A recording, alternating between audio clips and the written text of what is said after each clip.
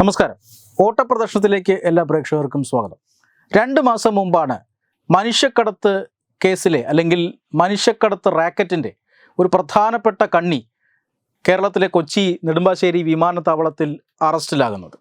എന്തായാലും ഇയാളെ കേന്ദ്ര ഏജൻസികൾ ഏറെ നാളായി നിരീക്ഷിച്ചു വരികയായിരുന്നുവെന്നും ഒടുവിൽ കേരളത്തിൽ നിന്നും വിദേശത്തേക്കും വിദേശത്തു നിന്നും കേരളത്തിലേക്കുമുള്ള നിരവധി യാത്രകൾക്കൊടുവിലാണ് ഇയാളെ കൊച്ചി അന്താരാഷ്ട്ര വിമാനത്താവളത്തിൽ വെച്ച് കേരള പോലീസ് പിടികൂടുന്നത്. ഇതിന് കേന്ദ്ര ഏജൻസികളുടെ ഇൻപുട്ട് അനുസരിച്ചാണ്, അല്ലെങ്കിൽ കേന്ദ്ര ഏജൻസികളുടെ വിവരമനുസരിച്ചിട്ടാണ് കേരള പോലീസ് ഇയാളെ അറസ്റ്റ് ചെയ്തത് എന്ന് നമ്മൾ പിന്നീട് കണ്ടു.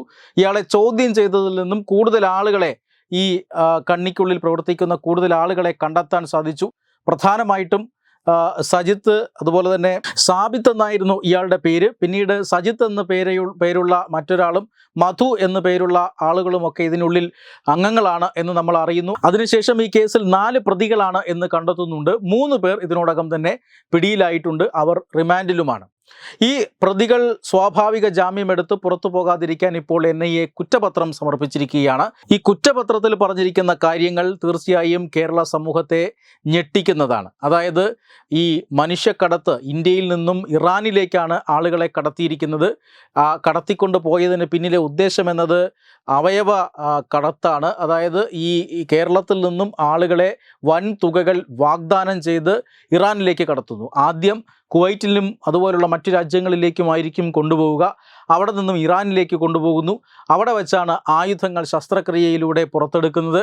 അതിനുശേഷം ഇവർക്ക് മോഹന വാഗ്ദാനങ്ങൾ നൽകിയിരുന്ന ആ വാഗ്ദാനങ്ങളിലെ തുകയൊന്നുമല്ല, അതിൽ നിന്നും തീരെ കുറഞ്ഞ തുക കൊടുത്ത് നാട്ടിലേക്ക് പറഞ്ഞയക്കുന്നു. എതിർത്താൽ അവരുടെ ജീവന് പോലും ഭീഷണിയാകുന്നുണ്ട്. ഇങ്ങനെ എത്ര പേർ പോയിട്ടുണ്ടെന്നോ, എത്ര പേർ ജീവനോടെ തിരിച്ചു വന്നിട്ടുണ്ടെന്നോ, ആരൊക്കെ അവിടെ മരിച്ചിട്ടുണ്ടെന്നോ ഒന്നും ഈ ഘട്ടത്തിൽ അറിയുന്നില്ല.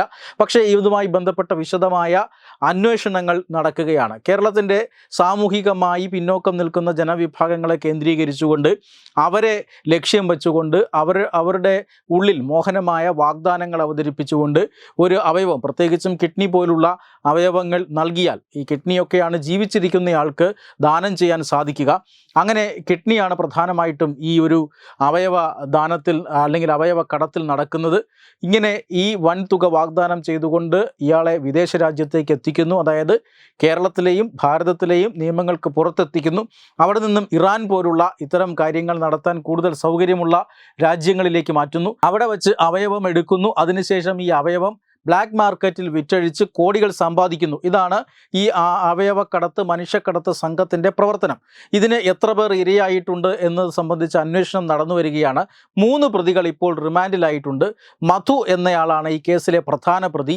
അയാളെ നാട്ടിലെത്തിക്കാനുള്ള ശ്രമങ്ങൾ നടക്കുന്നുണ്ട്. അയാളെ നാട്ടിലെത്തിച്ചാൽ മാത്രമേ ഈ കേസുമായി ബന്ധപ്പെട്ട് കൂടുതൽ വിവരങ്ങൾ ലഭ്യമാകൂ. ഈ കേസ് അന്വേഷണം പുതിയൊരു വഴിത്തിരിവിലെത്തുകയുള്ളൂ. ഏറ്റവും പ്രധാനപ്പെട്ട കാര്യം, ഈ മധു എന്നയാൾ പോലും അവിടെ ഒരു ആശുപത്രി ചികിത്സയിലാണ്. അവയവം നൽകിയതുമായി ബന്ധപ്പെട്ട ശസ്ത്രക്രിയയിലാണ് ഇയാൾക്ക് ഈ രോഗം ഗുരുതരമായതെന്ന് ആണ് ഇപ്പോൾ ലഭിക്കുന്ന വിവരം. ഇതനുസരിച്ച് അയാൾ അവിടെ ചികിത്സയിലാണ്.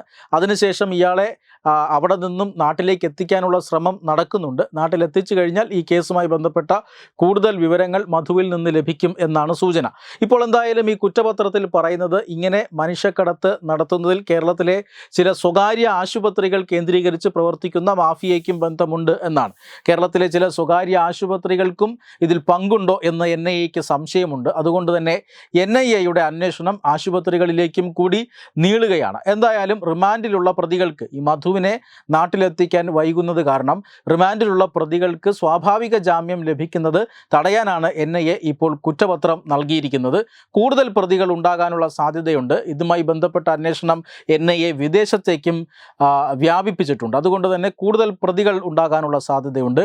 അതിനപ്പുറം ഈ മധുവിനെ പോലുള്ള പ്രധാന പ്രതികൾ പിടിയിലാകുന്നതോടുകൂടി അനുബന്ധ കുറ്റപത്രങ്ങൾ സമർപ്പിക്കാനും സാധ്യതയുണ്ട്. എന്തായാലും കേരളത്തിലടക്കം ഈ മാഫിയകളെ സംബന്ധിക്കുന്ന, അവയവ മാഫിയകളെ സംബന്ധിക്കുന്ന, മനുഷ്യക്കടത്ത് മാഫിയകളെ സംബന്ധിക്കുന്ന വിപുലമായ അന്വേഷണത്തിന് ഒരുങ്ങിയിറങ്ങിയിരിക്കുകയാണ് NIA.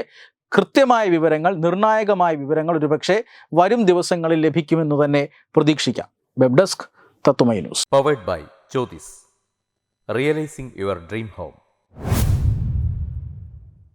Our ongoing luxury apartments projects are Crown near Karivattam, The Square near UST Global, White Manor near Achigal Ambalatra and Evergreens Luxury Villas near Tirumala. Call 90482 55599. Chodis Building Promoters Private Limited, Thiruvananthapuram.